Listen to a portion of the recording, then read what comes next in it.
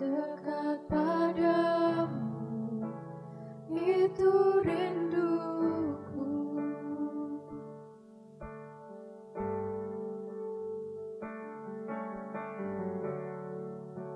Setiap kataku, kau pun menunggu. Tak kusangka ku temukan satu kasih yang abadi. Kini ku datang dan ku bawa hidupku,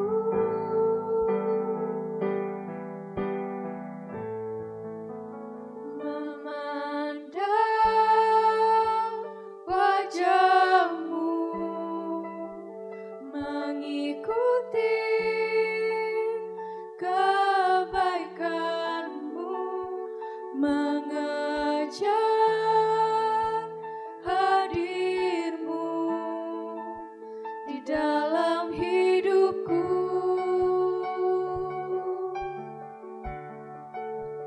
membawa sembahku, menyatakan kebesaranmu, mengejar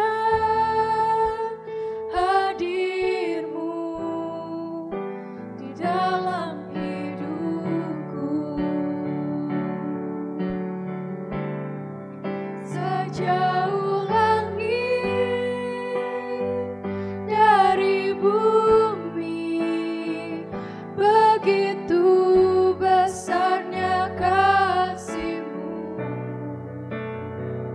Penuhi hati kami yang rindu menyembah-Mu,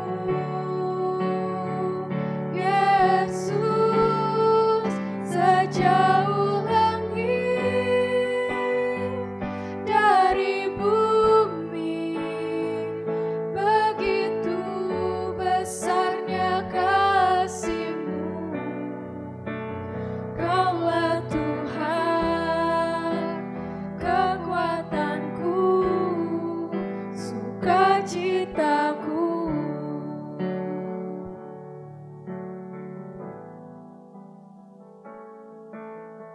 Engkaulah kekuatanku, tempat perlindunganku saat badai menerpa. Aku tak akan goyah, aku tak akan goyah, sebab Kau sertaku.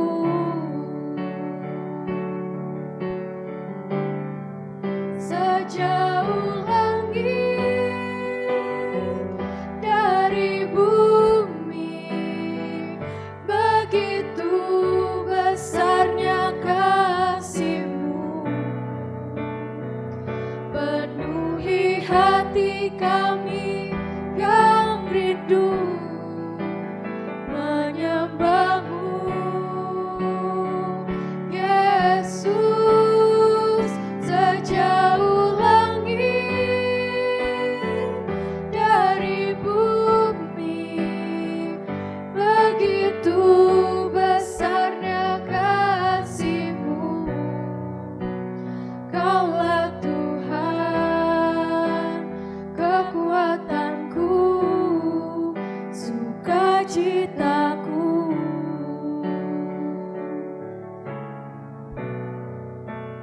Kaulah Tuhan, kekuatanku, sukacitaku.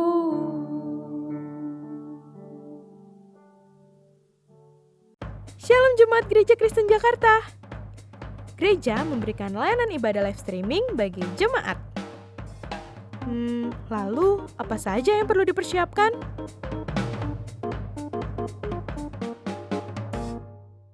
Pilihlah jam ibadahmu dan ikuti tepat waktu. Jangan sampai terlambat ya. Berpakaian rapi dan sopan, seperti kondisi jemaat akan pergi ke gereja. Siapkan Alkitab dan alat tulismu ya. Duduklah dengan posisi yang baik agar tetap fokus.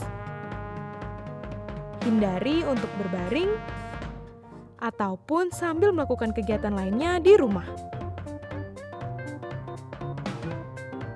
Berdoalah secara pribadi untuk mempersiapkan hati kita mengikuti ibadah ya. Berpartisipasilah aktif dalam beribadah, seperti ajakan untuk berdiri atau duduk, menyanyikan pujian, dan mendengarkan firman Tuhan dengan fokus. Persembahan dapat jemaat berikan melalui transfer ke rekening gereja lokal masing-masing ya. Ikutilah ibadah streaming sampai selesai. Mohon bimbingan orang tua untuk mengajak anak merenungkan firman melalui video sekolah minggu.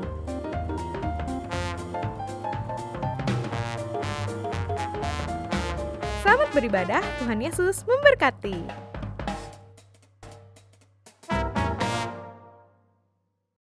Shalom jemaat yang dikasihi oleh Tuhan. Bersyukur pada pagi hari ini kita diberikan kesempatan untuk menyembah dan berdoa di hadapan Tuhan. Marilah sebelum kita masuk dalam hadirat-Nya, kita bersatu teduh sejenak. Mari kita serahkan hati kita serahkan pikiran kita ke dalam tangan Tuhan. Biarlah Dia yang terus pimpin ibadah kita dari awal hingga akhirnya.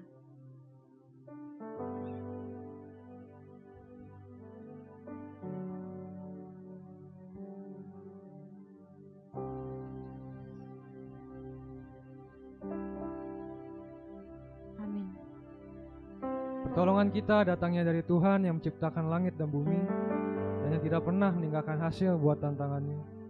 Turunlah atas kita sekalian kasih karunia dan damai sejahtera dari Allah Bapa, Putra, dan Roh Kudus. Amin.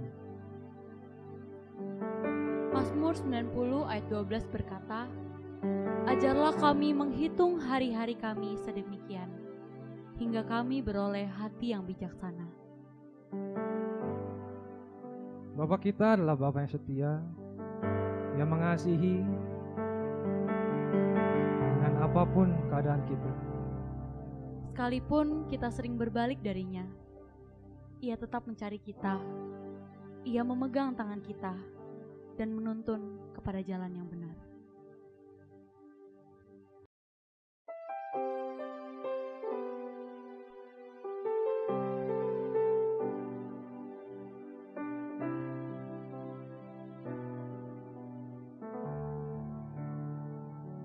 It doesn't matter where I am, you're there for me. It doesn't matter what I've done, you love for me. You wipe away the tears, you leave me when I'm gone.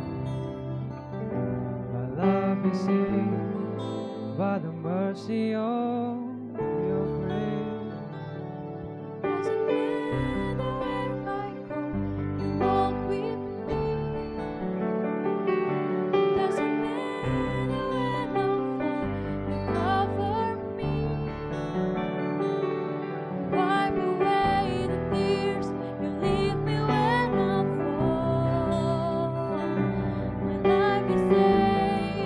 By the mercy of your grace.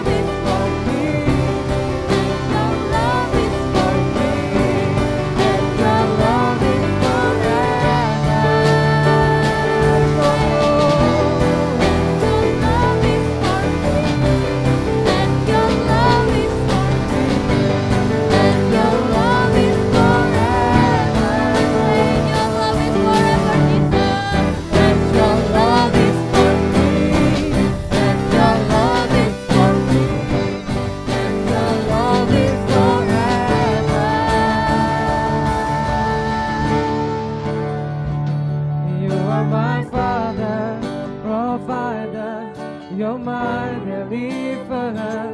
Your mercies embrace me, surround me through your everlasting love. Oh, my Father, you are my Father, provider, you're my deliverer. Your mercies embrace me, surround me through your everlasting love. Father, I worship you. Father, I worship you. Father, I worship you. Father, I worship you. Father, I worship you. Father, I worship you.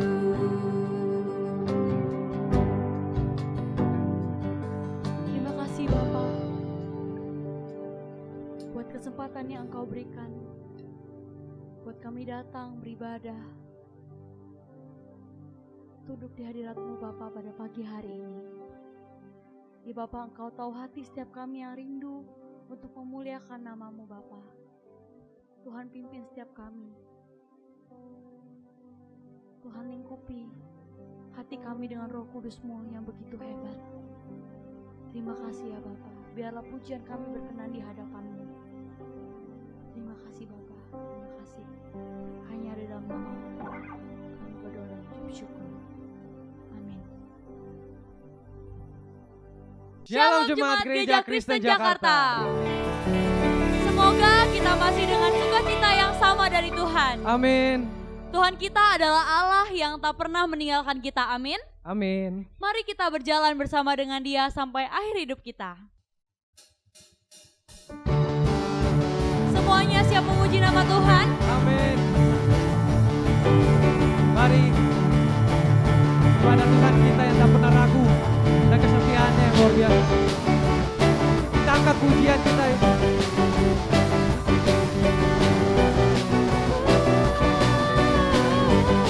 Katakan tak pernah ku ragu Tuhan.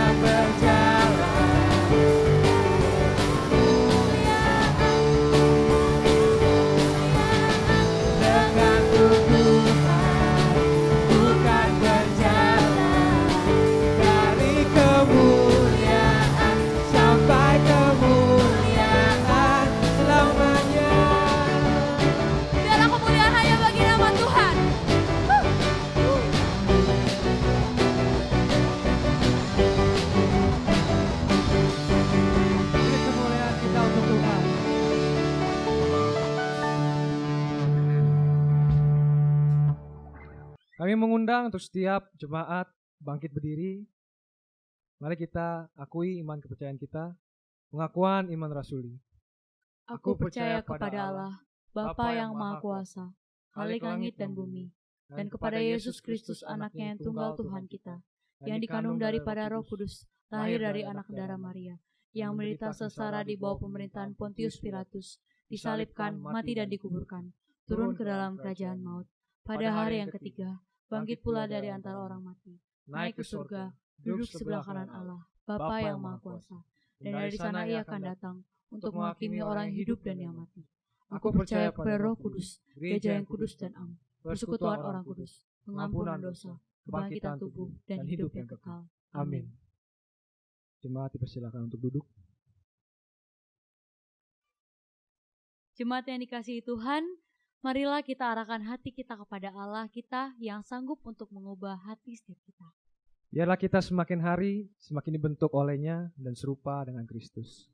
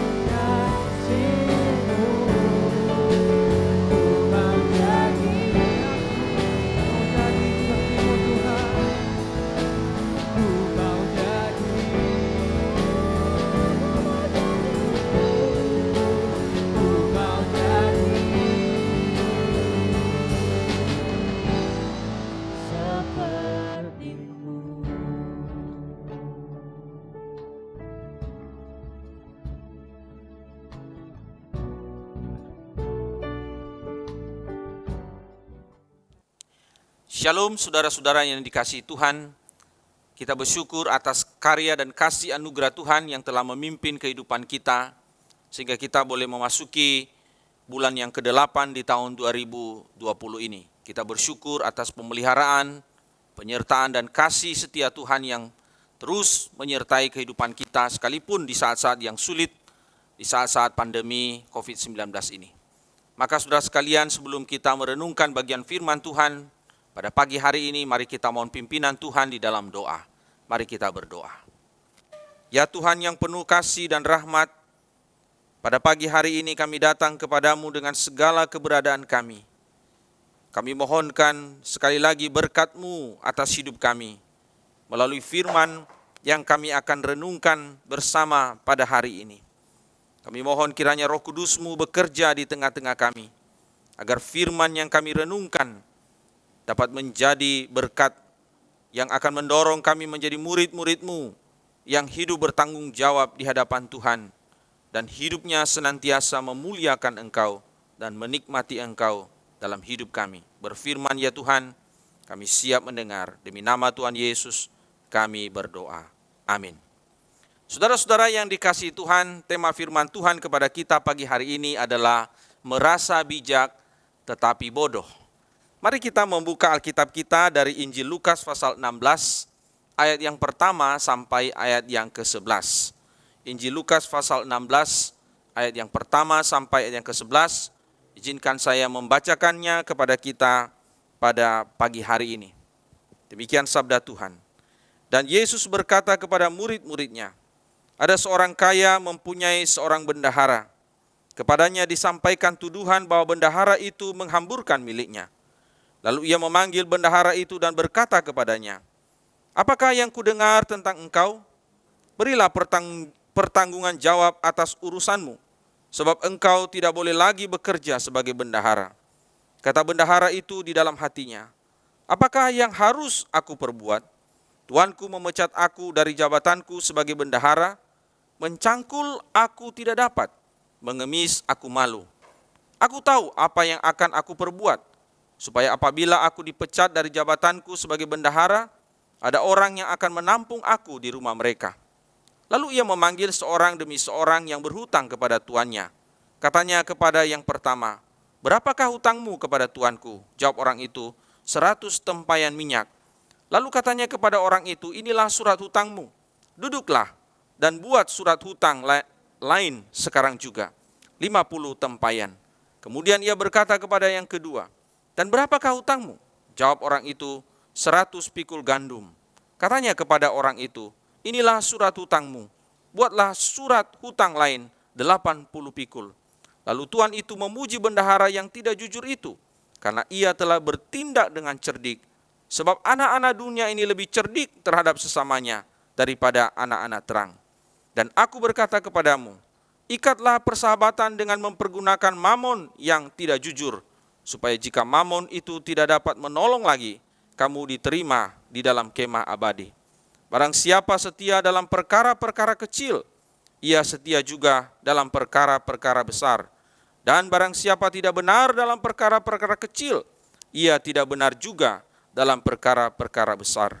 Jadi jikalau kamu tidak setia dalam hal mamon yang tidak jujur, siapakah yang akan mempercayakan kepadamu harta yang sesungguhnya?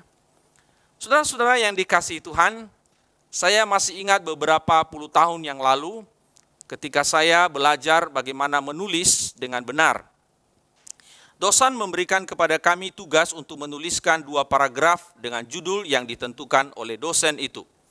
Nah, saudara, pada waktu kami kemudian menyelesaikan tugas itu, maka kami diperintahkan oleh dosen itu untuk membacakan karya tulisan kami. Nah, seorang teman kemudian tampil ke depan membacakan hasil karyanya. Nah, saudara, pada waktu dia membacakan hasil karyanya, terus terang saudara, saya melihat bahasa yang digunakan itu tidak teratur. SPOK-nya terbalik-balik, saudara. Dan kemudian setelah dia kembali ke bangku, dosen kami kemudian mengajak kami untuk bertepuk tangan, saudara. Dan kemudian kami satu kelas itu bertepuk tangan. Dan dosen itu berkata, luar biasa. Pada waktu saya mendengar kata luar biasa itu, saya cukup terkejut, saudara sekalian. Bagaimana bisa teman ini dengan karyanya seperti itu bisa dikatakan luar biasa. Lalu kemudian dosen itu mengatakan begini, ini adalah salah satu contoh. Saudara, kemudian kalimat itu membuat teman saya yang di sebelah, yang duduk di samping saya juga terkejut, saudara. Ini adalah salah satu contoh. Lalu kemudian saya melihat teman yang tadi maju itu membacakan hasil karya tulisnya tersenyum, saudara.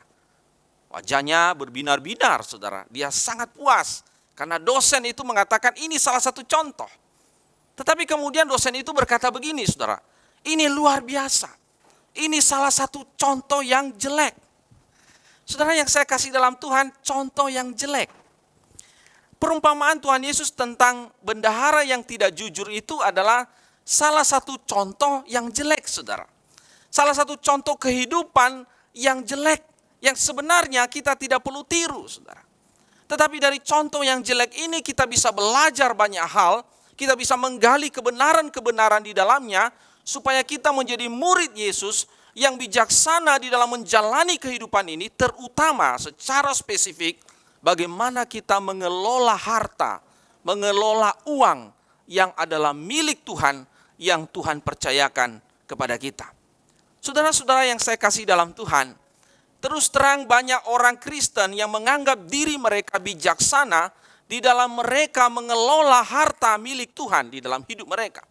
Tetapi saya katakan sebenarnya mereka kurang bijaksana atau tidak bijaksana.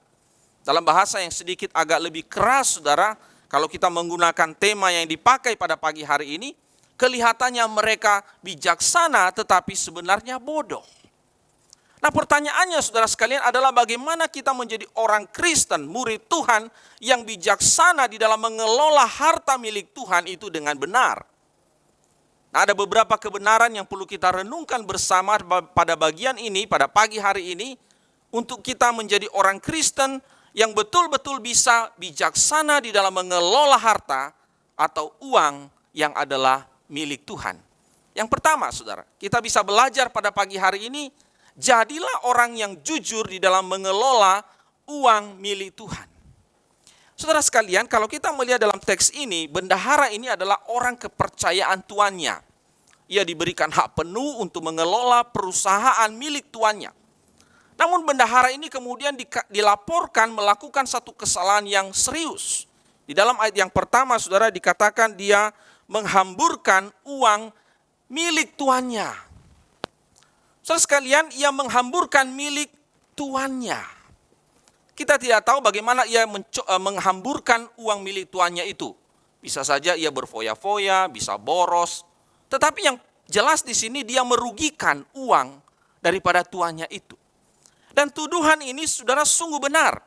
Sebab kemudian dikatakan ia dipecat, ia dilepaskan dari jabatannya sebagai orang kepercayaan, sebagai bendahara daripada tuannya itu. Tetapi yang menarik saudara, pada bagian berikutnya, dikatakan ia memanggil para debitur atau orang-orang yang berhutang kepada tuannya itu untuk menghadap. Dan dia melakukan satu perubahan terhadap surat hutang daripada orang-orang yang berhutang kepada tuannya itu. Para debitur itu yang ternyata itu kemudian merugikan tuannya dan menguntungkan dirinya dan para debitur-debitur itu, saudara. Dengan kata lain, saudara, orang ini mencoba menggelapkan uang tuannya dengan tujuan tertentu. Nah, saudara yang saya kasih dalam Tuhan, apa yang dilakukan oleh bendahara ini, saudara, tidak hanya supaya debitur itu kemudian berhutang budi kepadanya, dan kalau nanti dia dipecat, dia bisa kemudian meminta atau menuntut ya utang budi yang telah dia tanamkan kepada debitur-debitur itu. Tetapi pada saat yang sama juga, saudara, dia punya maksud untuk menyeret para debitur atau para orang-orang yang berhutang itu untuk berkomplot, saudara, untuk melakukan satu kejahatan. Dan pada waktu suatu saat ketika dia kemudian ditangkap atau dipidana, saudara, debitur-debitur itu akan ikut terseret di dalam kasusnya atau penggelapan uang yang dilakukannya. Jadi saudara-saudara, apa yang dilakukan oleh bendahara yang tidak jujur ini adalah satu hal yang jahat sebenarnya. Dia melakukan satu kejahatan keuangan, saudara. Dan ini adalah satu cara yang sangat keji dan sangat kotor. Dia merugikan tuannya itu. Jadi saudara, kita melihat di sini dia menghamburkan uang tuannya dan juga dia menggelapkan uang tuannya. Saudara yang dikasihi Tuhan, perumpamaan ini adalah perumpamaan yang sungguh luar biasa, saudara. Ini adalah sebuah contoh yang diangkat oleh Tuhan Yesus. Satu contoh tentang kehidupan yang jelek untuk menjadi pesan penting bagi kita sebagai murid Tuhan di dalam kita menjalani kehidupan di tengah-tengah dunia ini. Bahwa ketika kita mengelola harta milik Tuhan, atau semua pemberian Tuhan, uang yang kita punyai di dalam hidup kita adalah sebenarnya milik Tuhan itu, Tuhan menuntut kita untuk menjadi orang yang jujur, orang yang bertanggung jawab, orang yang tidak merugikan Tuhan, pemilik harta yang Tuhan titipkan kepada kita. Saya terus terang sedih, saudara, dengan banyak orang Kristen yang menjalani kehidupan mereka. Dan ini juga sekaligus merupakan sebuah peringatan bagi saya dan bagi kita untuk berjaga-jaga dan mawas diri di dalam kehidupan kita. Ada orang, saudara sekalian, dalam mencari uang, di dalam mendapatkan harta benda, mereka melakukannya itu dengan cara yang tidak benar. Ada orang yang mengelola keuangan mereka itu dengan cara-cara yang tidak benar. Terus terang, saudara sekalian, banyak orang yang tidak suka dicurangi dalam bisnis. Ada banyak orang Kristen yang tidak suka dibohongin. Ada banyak orang Kristen, saudara, tidak suka dengan ketidakjujuran.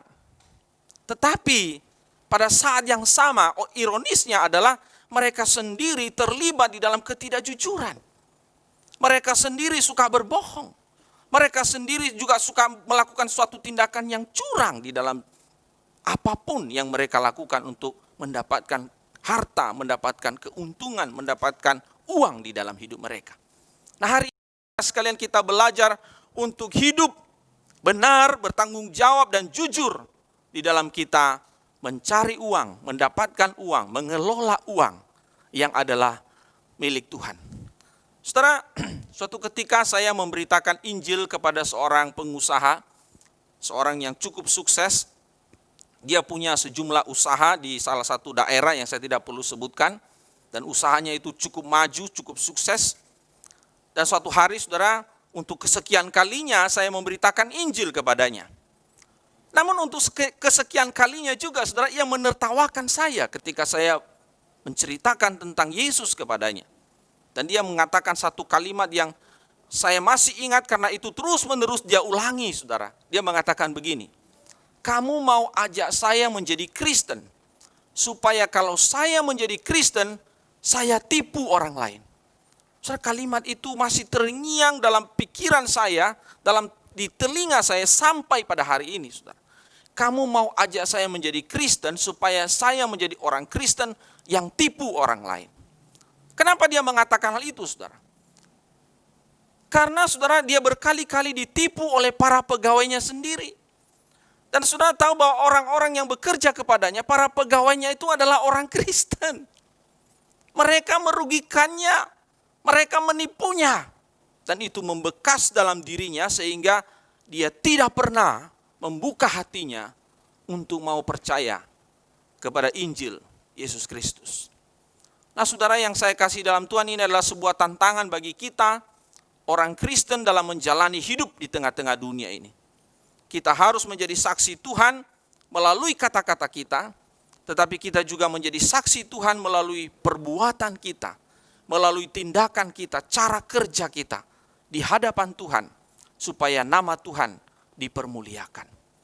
Saudara, kita harus menjadi orang bijaksana di dalam hidup ini, dalam kejujuran kita, supaya nama Tuhan tidak dipermalukan melalui hidup kita, dalam cara kita mencari uang, dalam cara kita mendapatkan keuntungan, dalam cara kita mengelola uang milik Tuhan yang Tuhan percayakan kepada kita.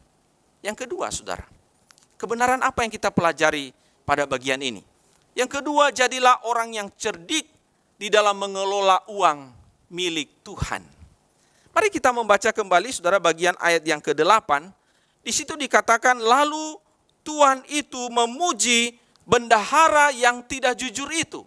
Menarik sekali, saudara, dikatakan Tuhan itu memuji bendahara yang tidak jujur itu. Kenapa Tuhan itu memuji bendahara yang tidak jujur itu? Sebab bendahara itu dikatakan cerdik, saudara. Ia tahu bahwa ia akan dipecat, dan kalau ia dipecat, ia tidak mungkin menjadi seorang petani yang akan menggarap kebun atau mencangkul, dan dia juga tidak mungkin menjadi seorang pengemis. Maka dia dengan kecerdikannya mengatur strategi supaya setelah ia dipecat, para debitur itu, orang-orang yang berhutang kepada tuannya itu mau membiayai hidupnya, saudara, menerima dia di rumah mereka di kemudian hari. Nah, bendahara ini dipuji karena dia cerdik mempersiapkan dirinya untuk sesuatu yang akan datang. Dia cerdik sekali. Nah, ini contoh yang jelek, saudara, untuk menjadi sebuah pelajaran penting yang berharga bagi kita sebagai murid Tuhan. Nah, kita coba lihat kalimat selanjutnya. Dikatakan di dalam bagian ini, sebab anak-anak dunia ini lebih cerdik terhadap sesamanya daripada anak-anak terang. Apa maksud Tuhan Yesus dengan kalimat ini? Anak-anak dunia ini lebih cerdik terhadap sesamanya daripada anak-anak terang. Saudara yang saya kasih dalam Tuhan, Tuhan Yesus hendak menyampaikan pesan penting di sini kalau anak-anak dunia ini saja, anak-anak dunia ini, artinya orang yang tidak percaya, tidak mengenal Tuhan, bukan murid Yesus, mereka bisa memakai kecerdikan mereka untuk hal-hal yang jelek, hal-hal yang tidak baik, hal-hal yang jahat. Mengapa kita sebagai anak-anak terang, murid-murid Tuhan, itu tidak memakai kecerdikan kita untuk hal-hal yang baik? Sudah mengerti maksudnya? Nah, saudara yang saya kasih dalam Tuhan, mari kita mencoba memahami bagian ini dengan lebih teliti, lebih dalam lagi, saudara. Kita melihat di sini bahwa bendahara ini memperalat atau menggunakan uang miliknya itu untuk mempersiapkan dirinya untuk kehidupan selanjutnya atau kehidupan berikutnya. Nah, saudara yang saya kasih dalam Tuhan, orang yang bijaksana itu adalah orang yang melihat jauh ke depan, melihat sesuatu yang akan terjadi ke depan dan mempersiapkan dirinya untuk sesuatu yang akan datang. Dan seorang murid Tuhan yang bijaksana itu adalah seorang yang memikirkan hidupnya itu yang akan datang, kehidupan yang akan datang, kehidupan yang bersifat kekal, kehidupan yang jauh ke depan. Dan dia mempergunakan kekayaan, harta, uang yang dia miliki itu untuk sesuatu yang akan datang. Nah, itulah sebabnya saudara yang saya kasih dalam Tuhan, di dalam ayat yang ke-9 Tuhan Yesus berkata begini, ikatlah persahabatan dengan mempergunakan mamon. Artinya saudara sekalian, kita bisa mempergunakan kekayaan, harta benda, uang yang kita punya sebagai murid Tuhan, itu untuk mempersiapkan diri kita atau untuk mengarahkan hati kita untuk sesuatu yang bersifat kekal. Di dalam dunia ini kita butuh uang. Siapa di antara kita yang berkata bahwa dia tidak butuh uang? Semua kita butuh uang. Bohong kalau orang berkata ia tidak butuh uang. Dalam dunia ini kita membutuhkan uang untuk membiayai anak-anak kita sekolah, untuk beli makan, untuk pelayanan pun kita memerlukan uang. Kalau tidak ada uang bagaimana bisa, saudara? Tetapi ingat saudara bahwa uang itu adalah sesuatu yang kecil, perkara kecil di dalam kerajaan Allah. Itulah sebabnya saudara dalam ayat yang ke-10 Tuhan berkata tentang sesuatu yang kecil, perkara-perkara kecil. Bicara mengenai uang, harta benda di dalam perspektif atau paradigma kerajaan Allah itu adalah sesuatu yang kecil. Sesuatu yang memiliki nilai yang rendah. Kenapa saudara? Karena hal yang kecil yaitu harta benda, uang itu adalah bersifat sementara.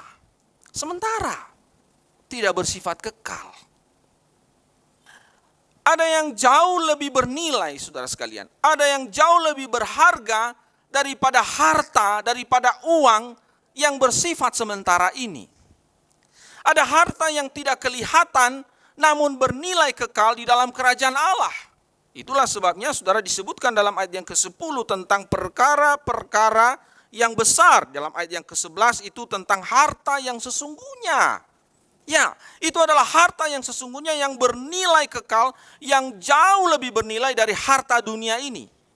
Nah, dengan kata lain saudara, kalau kita bisa bertanggung jawab dengan harta yang di dunia ini, yang kelihatan ini, yang kecil ini saudara, nilainya ini dibandingkan dengan yang akan datang.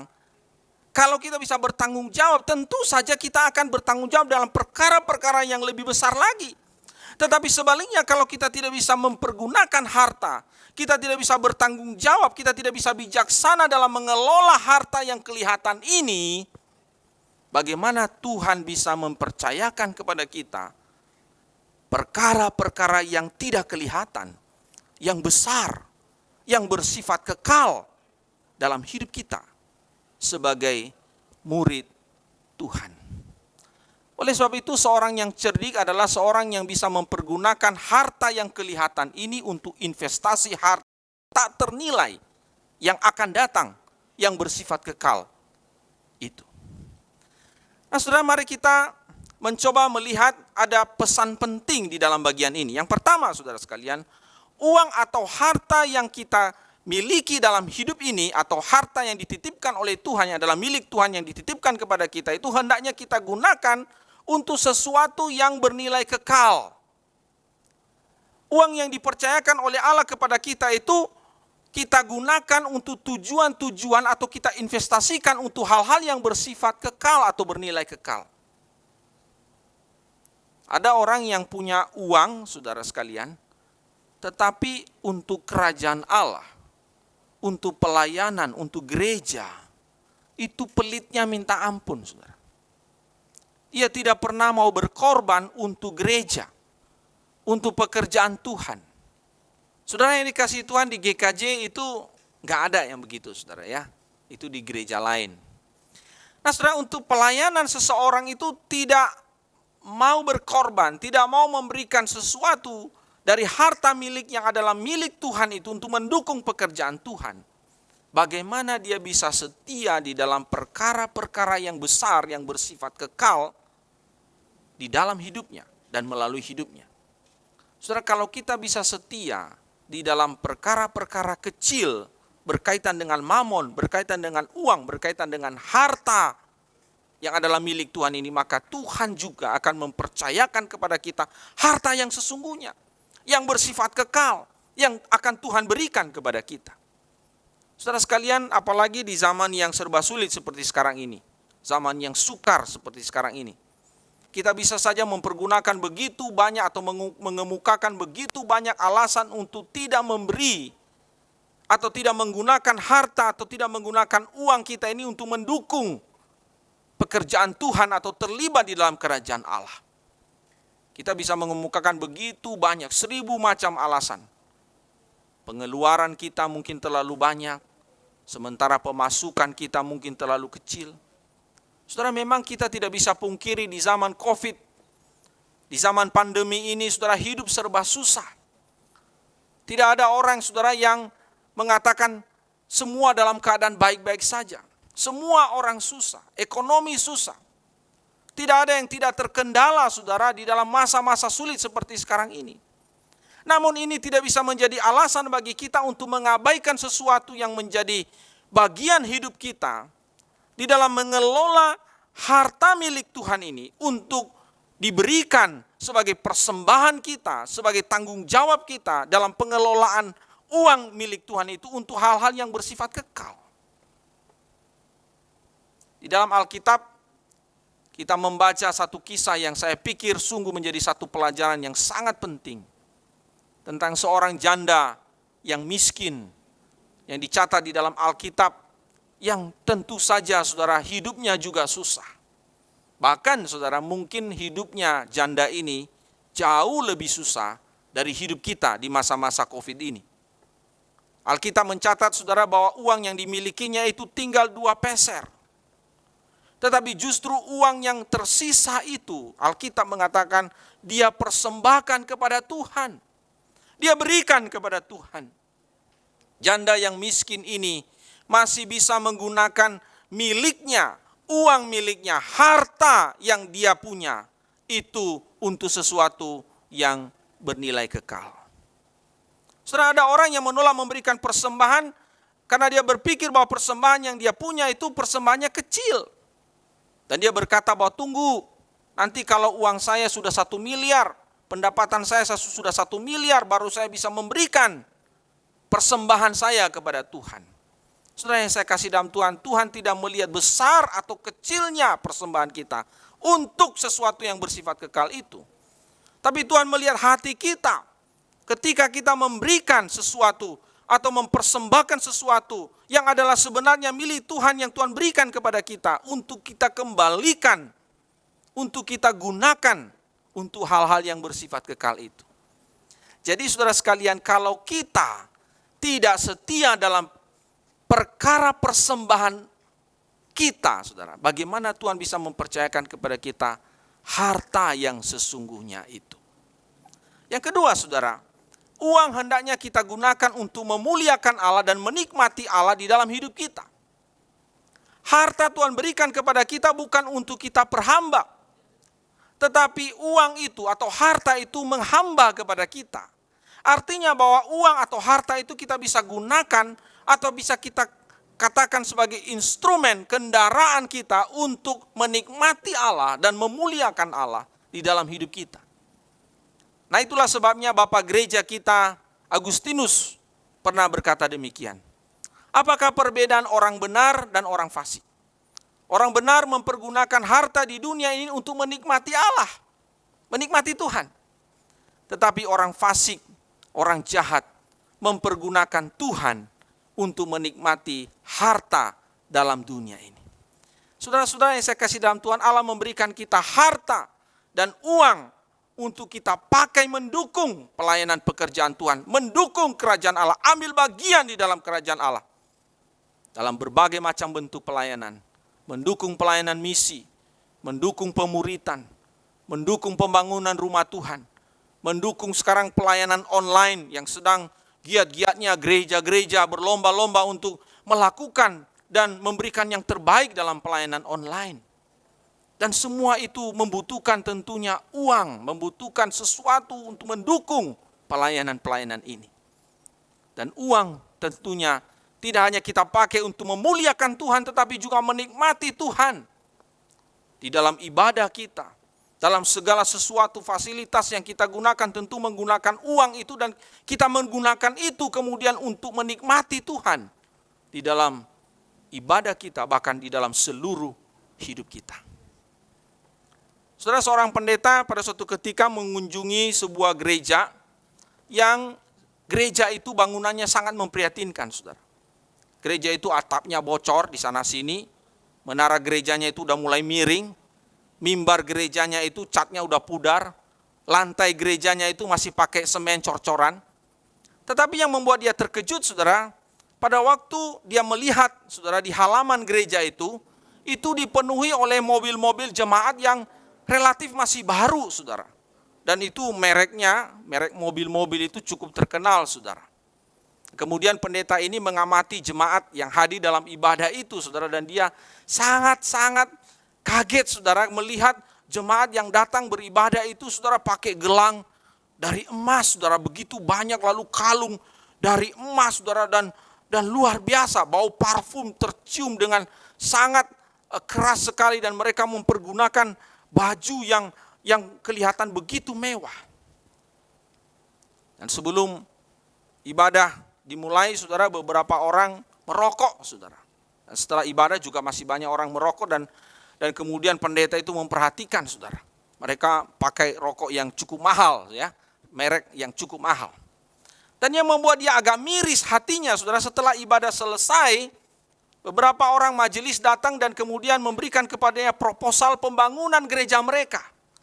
Dan mereka mengatakan bahwa mereka tidak sanggup untuk membangun gereja mereka. Dan mereka butuh bantuan pendeta itu untuk membagikan proposal itu supaya dapat bantuan untuk membangun gereja mereka. Saudara-saudara yang saya kasih dalam Tuhan, tidak salah kalau kita menggunakan emas, kalau kita ke gereja dengan kalung emas, dengan gelang emas, cincin emas, dan sebagainya.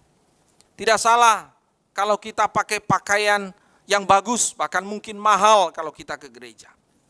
Tidak salah kita mempergunakan parfum yang mungkin harum semerbak. Tidak salah kita pakai mobil yang dengan merek yang terkenal. Tidak salah, saudara. Bukankah itu semua adalah pemberian Tuhan bagi kita? Namun jangan sampai kita begini. Oke, untuk kesenangan, untuk kenyamanan, untuk kemewahan saya sanggup sediakan. Tetapi untuk pekerjaan Tuhan, untuk kerajaan Allah, saya tidak punya, saya tidak sanggup. Mari kita menjadi orang yang cerdik dan orang yang bijaksana, yang tidak hanya berpikir soal kesenangan hari ini, tetapi kita memikirkan kesenangan di dalam kekekalan. Saya kadang sedih, saudara, kalau ada orang merasa miskin kalau berkaitan dengan pekerjaan Tuhan. Tetapi kalau untuk dirinya, untuk kesenangan, untuk hobi, dia bisa sediakan. Dia sanggup. John Piper pernah mengatakan demikian.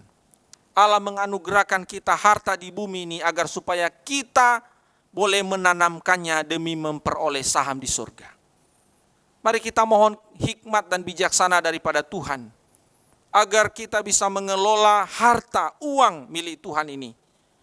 Tidak hanya untuk investasi di dalam dunia ini, yang sementara ini, tetapi juga untuk investasi di dalam kekekalan. Tuhan menolong kita menjadi orang yang bijaksana di dalam hidup kita. Saya akan mengakhiri renungan atau khotbah pada pagi hari ini dengan 2 kesimpulan. Ada 2 kebenaran yang sangat penting yang kita pelajari pagi hari ini. Yang pertama, jadilah orang yang jujur dalam mengelola uang milik Tuhan. Dan yang kedua, jadilah orang yang cerdik di dalam mengelola uang milik Tuhan. Mari kita berdoa.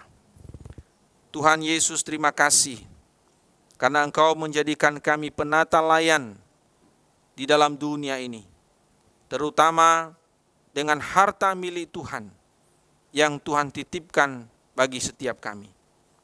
Tolong kami Tuhan untuk benar-benar mempergunakan, mengelola dengan penuh tanggung jawab.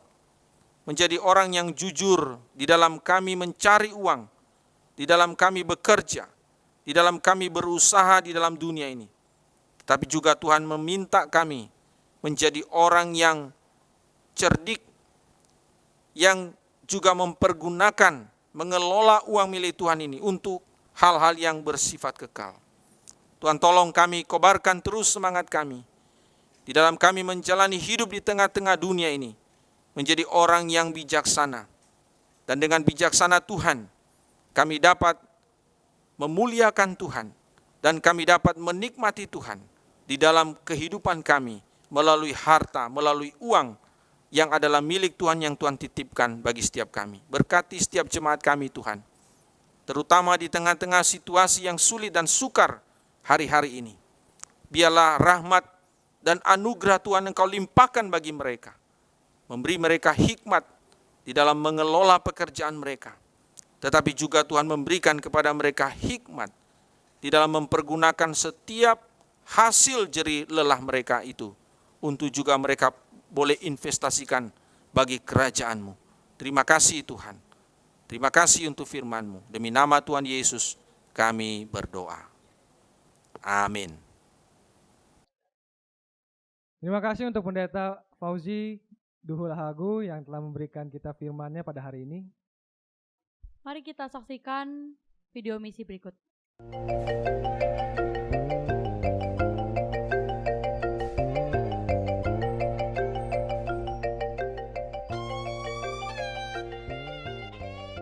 Bersyukur Tuhan terus memelihara Vina dan Lucy sampai hari ini di Belu Malaka, NTT. Pelayanan sempat banyak dibatasi karena kondisi pandemi COVID. Mereka hanya bisa melakukan kunjungan dari rumah ke rumah, melayani yang sakit, memberikan bantuan obat-obatan dan mengantar seorang nenek ke puskesmas. Tetapi sekarang kegiatan rumah baca kembali normal. Anak-anak masih sangat semangat untuk belajar. Setiap pagi dibuka kelas bimbel untuk anak SD dari pukul 9 hingga 11. Ada 27 anak. Dan setiap Jumat, anak-anak SD melakukan kebersihan, termasuk kebersihan diri seperti gunting kuku, dan menonton film bersama, menikmati jamuan sederhana kacang hijau dan kue.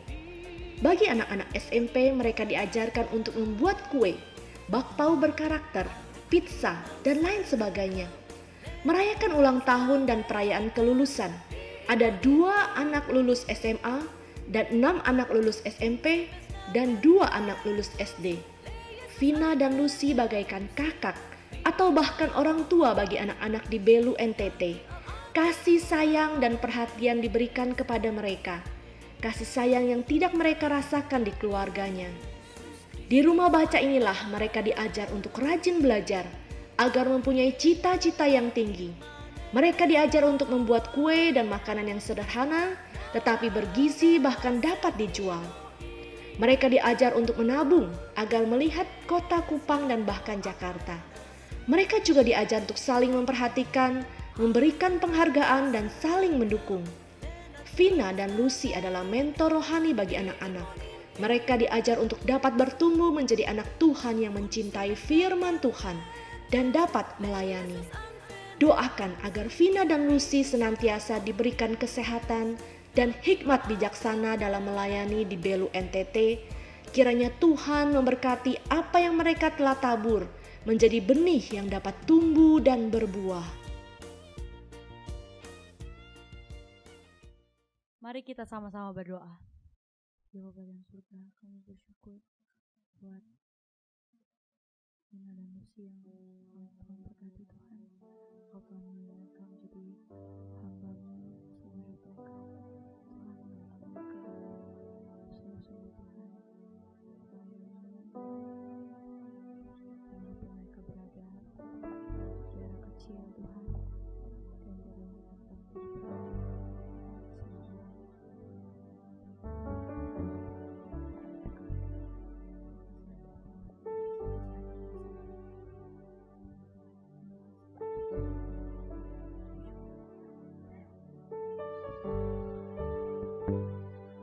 Mari kita berikan persembahan yang terbaik untuk Tuhan. Persembahan dapat ditransfer ke rekening gereja lokal masing-masing atau lewat barcode di layar berikut ini. Mari kita katakan pujian.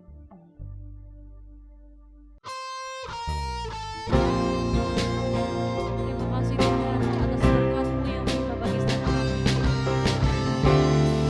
Kau ada selalu bersama dengan kami Tuhan.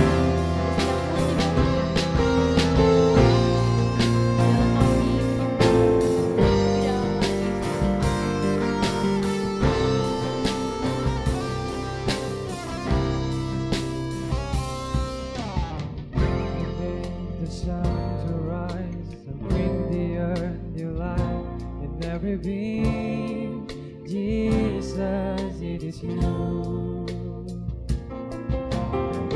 who turns the day to night and watch me as I begin to dream. Jesus, it is you. Who brings me food for my table? Who cares for all of my needs?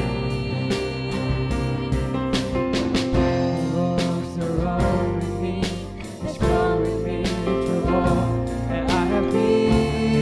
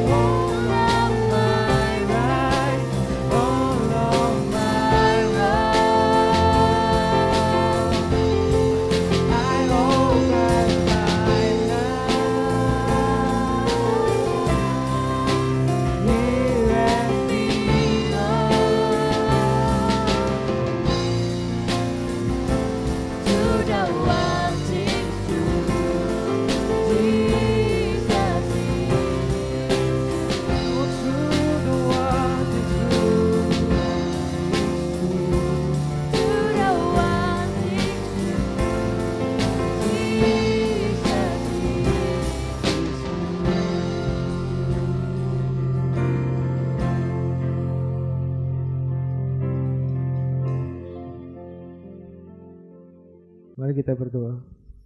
Tuhan, terima kasih untuk segala berkat yang telah Kau berikan sampai hari ini. Kami telah mengumpulkan persembahan kami ya Tuhan. Kiranya Engkau memberikan kami hikmat, berikan kami kekuatan dan penyertaan-Mu sehingga persembahan yang kami berikan hari ini dapat berguna bagi memperluas kerajaan-Mu. Terima kasih untuk semua yang telah Kau berikan. Kami mempersembahkan sebagian daripada kami. Dan kami yakin Bapa, kuasa-Mu tidak pernah berubah atas hidup kami. Terpujilah nama-Mu Tuhan, dimuliakanlah nama-Mu. Dalam satu nama kami berdoa dan mengucap syukur, Tuhan Yesus Kristus. Haleluya. Amin. Shalom Jemaat Gereja Kristen Jakarta, ada kabar gembira bagi Anda yang akan melangsungkan pernikahan karena kelas PPN Sinode GKJ periode ke-18 tahun 2020 akan segera dimulai pada hari Selasa 8 September 2020 pukul 19 WIB. Dan pertemuan kelas ini akan dilangsungkan secara virtual melalui Zoom meeting.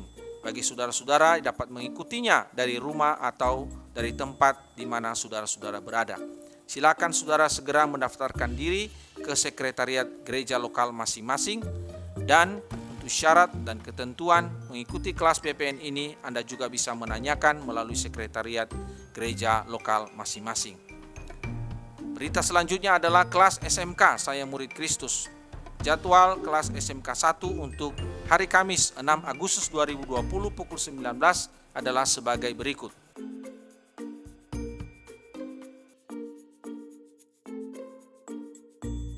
Untuk kelas SMK 2 akan dimulai pada hari Kamis 17 September 2020 pukul 19 WIB bagi peserta yang telah mengikuti kelas SMK 1 atau bagi jemaat yang ingin diperlengkapi di dalam pemahaman pertumbuhan rohani dan pelayanan. Segera untuk bisa mendaftarkan diri Anda ke bidang pembinaan atau sekretariat gereja lokal masing-masing. Untuk kelas SMK 3 akan dimulai pada hari Kamis 3 Desember 2020 pukul 19 WIB bagi peserta yang telah mengikuti kelas SMK 1 dan SMK 2 atau bagi jemaat yang ingin diperlengkapi dalam pemahaman hidup yang berubah. Segera mendaftarkan diri ke bidang pembinaan atau sekretariat gereja lokal masing-masing. Seluruh pertemuan kelas SMK ini akan diadakan secara virtual melalui Zoom meeting sehingga saudara-saudara dapat mengikutinya dari rumah atau di tempat di mana saudara-saudara berada. Demikianlah info Sinode GKJ pada hari ini. Terima kasih atas perhatian Bapak dan Ibu, saudara-saudara sekalian. Tuhan Yesus memberkati kita semua. Shalom.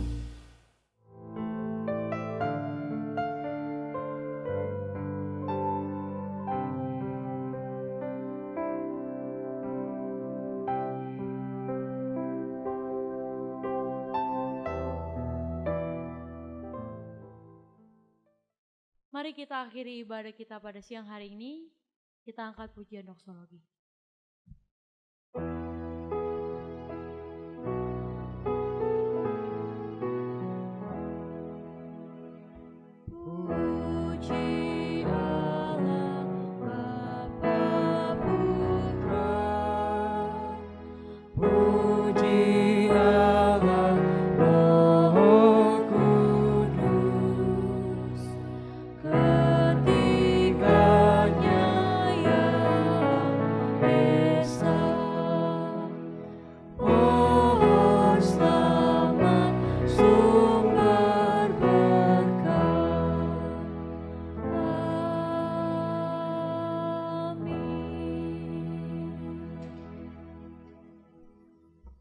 Saudara-saudara yang dikasihi Tuhan, arahkanlah hatimu kepada Tuhan dan terimalah berkat-Nya. Tuhan memberkati engkau dan melindungi engkau. Tuhan menyinari engkau dengan wajah-Nya dan memberi engkau kasih karunia-Nya. Tuhan menghadapkan wajah-Nya kepadamu dan memberi engkau damai sejahtera-Nya dari sekarang sampai selama-lamanya. Amin. Amin. Amin. Amin.